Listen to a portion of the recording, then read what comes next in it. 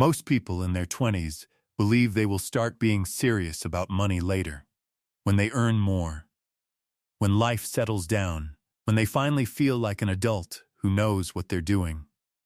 And here's the uncomfortable truth behind that belief.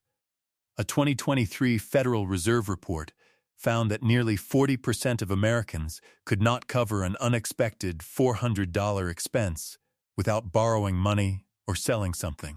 Not 20-year-olds specifically. Americans. Across all ages. Which means the I'll get serious later plan is not a plan. It's a delay that compounds in the wrong direction. But here's the thing. The habits that actually build wealth are not complicated. They are not secret. They are just deeply unsexy. And because they're unsexy, nobody talks about them.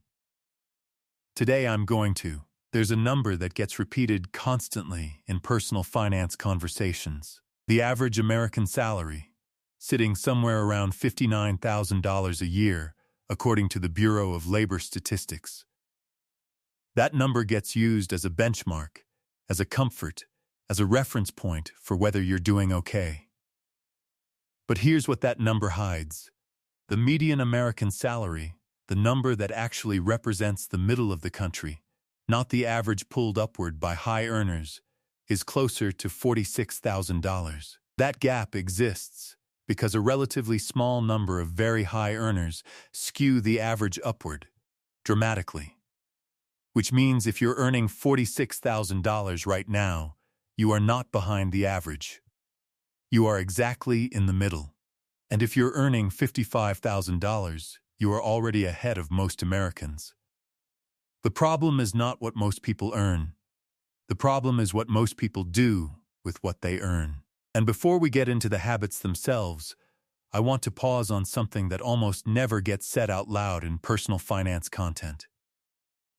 Most of the information you need to build real financial stability is free. It has been free for decades. The books exist. The YouTube channels exist. The government websites explaining retirement accounts exist. The problem has never been access to information. The problem is that knowing something and doing something are two completely different neurological events. You can know that saving money is important, the same way you know that eating vegetables is important, and still order takeout 4 nights a week. The gap between knowing and doing is not filled by more information. It is filled by systems, by identity, and by the slow accumulation of proof that the habits you're building are actually working. That is what this is really about. Not tips, systems. Here's the first habit, and it's the one I wish I had understood at 22 instead of 29. Pay yourself first, not what's left over, not whatever survives the month after rent, groceries, subscriptions, and the occasional dinner out. First, before any of that. The moment money hits your account, a percentage leaves automatically into a savings or investment account you don't see in your daily banking view. The exact percentage matters less than the automaticity. 10% is a reasonable starting point. 15 is better. The specific number is almost secondary to the fact that it happens without a decision being made each month. Because decisions have friction. And friction is where good intentions go to die. The people who save consistently are not more disciplined than the people who don't. They have simply removed the decision from the equation. There's a psychological reason this works that goes deeper than convenience. Every time you make a financial decision in real time, should I save this or spend it? You are engaging a part of your brain that is extraordinarily susceptible to the present moment. The present moment always wins in that competition. The coffee is here now. The future retirement is abstract and far away. Automation bypasses that competition entirely. The money is already gone before the present moment can make an argument for spending it. This is not a trick. It is an honest acknowledgement of how human cognition actually operates. Working with your psychology instead of against it is not weakness. It is strategy. But does saving alone build wealth? Here's where it gets more specific and more honest. Saving money in a standard checking or savings account in 2026 is not wealth building. It is wealth preserving, and barely that, given that inflation runs at a rate that erodes the purchasing power of idle cash every single year. The second habit, the one that separates people who save from people who actually build wealth, is investing consistently, not perfectly. The most common mistake I made in my 20s was waiting to invest until I understood everything, until I had read enough, until I felt confident enough to know I was making the right choice. That wait cost me years of compound growth that I cannot get back. The S&P 500 has returned an average of roughly 10% annually over the long run according to data tracked by New Stern. A person who invested $300 a month starting at 22 versus starting at 32 ends up with a difference of hundreds of thousands of dollars by retirement, not because they invested more money in total, but because time is the actual engine of compound growth. Starting imperfectly at 22 beats starting perfectly at 32 every single time. I want to be specific about what investing consistently actually looks like in practice, because the phrase gets used so often that it has lost its meaning. It does not mean checking your portfolio every day and making decisions based on headlines.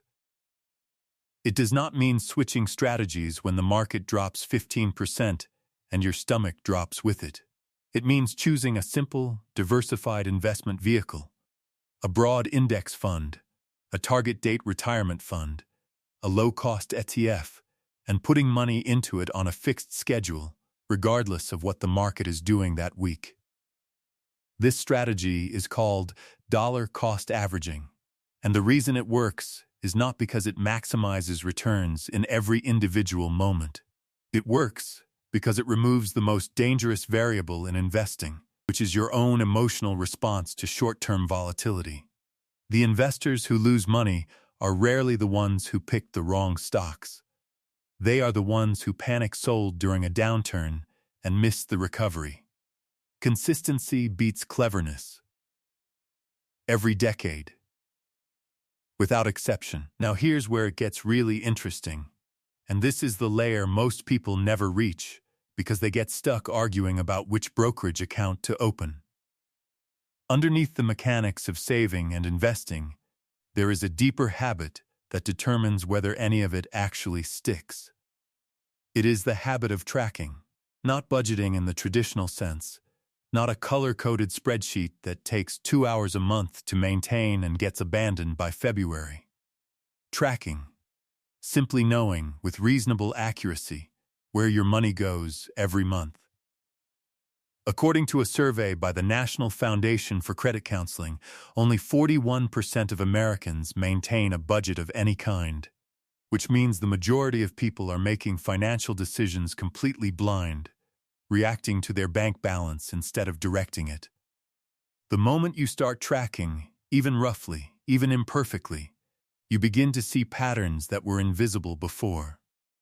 The subscriptions you forgot you were paying for. The dining spending that feels like nothing individually but adds up to a car payment monthly. The gap between what you thought you were spending and what you were actually spending. That gap, once seen, cannot be unseen.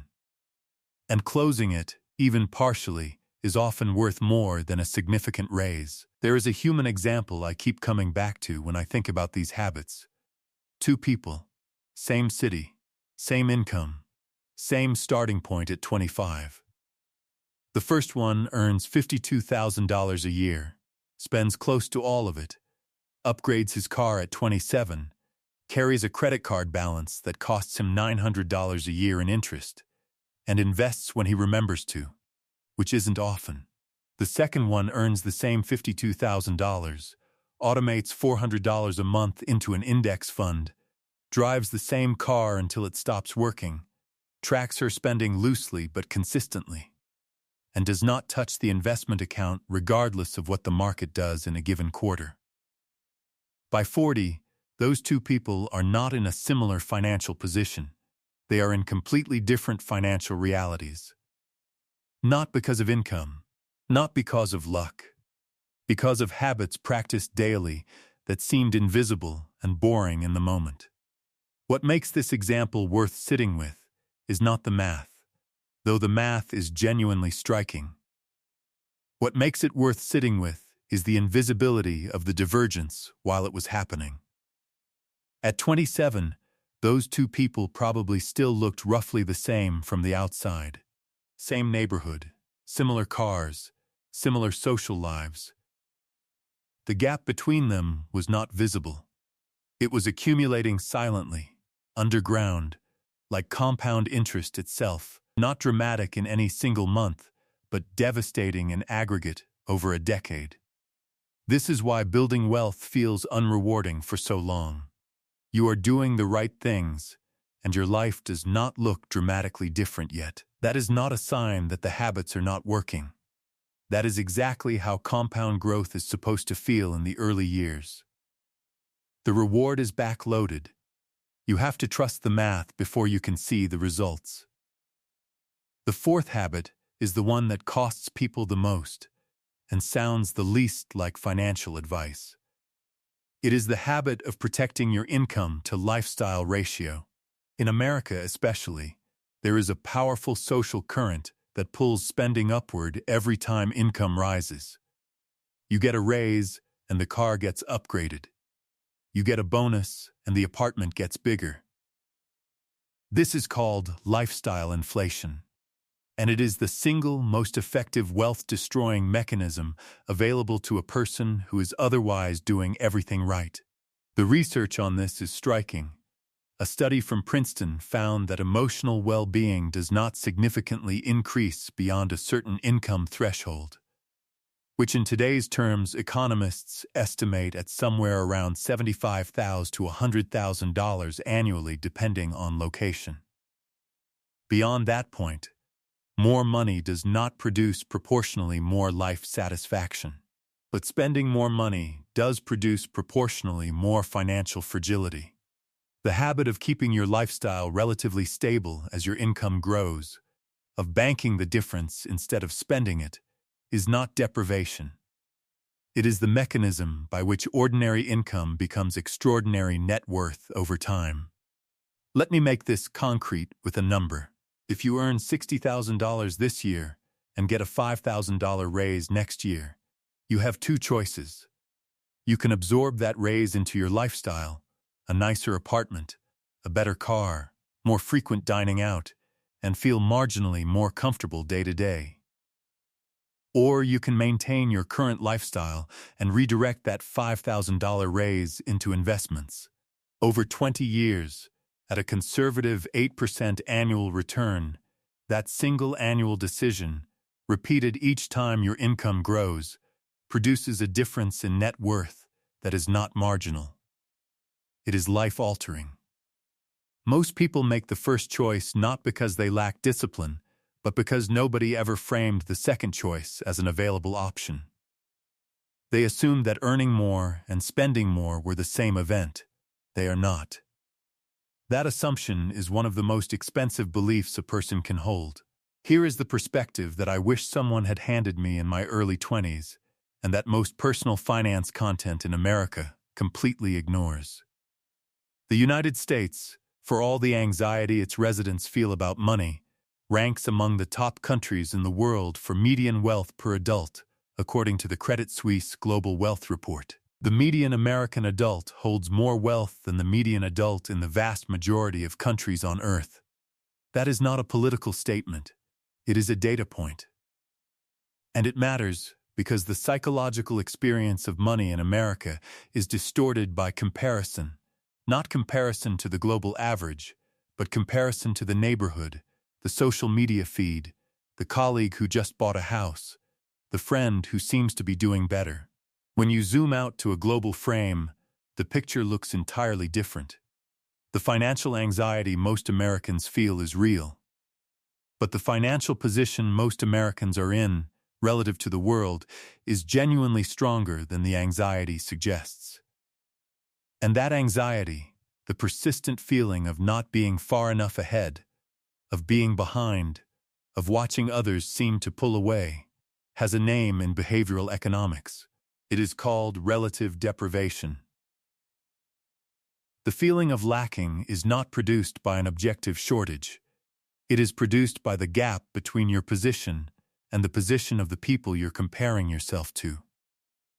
The neighbor who drives a new SUV. The coworker who just got back from Europe. The person on your feed whose life looks effortlessly abundant. What you cannot see in any of those images is the debt behind them, the financial fragility underneath the surface. The Federal Reserve's data consistently shows that a significant portion of high-spending Americans carry consumer debt that erodes their net worth quietly every month. Looking wealthy and building wealth are not the same activity. In fact, they are often opposite ones. Social media has made relative deprivation worse in a way that is genuinely new in human history. For most of human history, you compared yourself to your actual neighbors, people you saw in 3 dimensions, who you knew had ordinary problems and ordinary limitations. Now you compare yourself to a curated, algorithmically amplified highlight reel of thousands of people simultaneously, each of whom is presenting only the peaks of their life. A wedding, a vacation, a new house, a promotion. Never the credit card bill, never the argument about money, never the quiet anxiety at 2 a.m. about whether the math is working out. If you are measuring your financial progress against that feed, you will always feel behind. Not because you are behind, because the comparison itself is rigged. The 5th habit, and the last one I want to leave you with because it is the one that ties everything else together, is the habit of reviewing. Once a month. 15 minutes. Look at what came in, what went out, what got invested, and what the net worth number looks like relative to last month. Not obsessively, not anxiously, just clearly.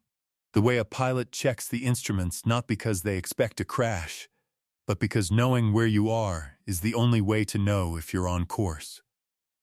Most people go years without ever sitting down and looking at their full financial picture in one place. And then they wonder why they feel behind without being able to explain where the time or the money went. The review habit. It makes your financial life something you are directing rather than something that is happening to you. The review also does something subtler and more important. It builds what psychologists call financial self-efficacy, the belief that your actions actually influence your financial outcomes.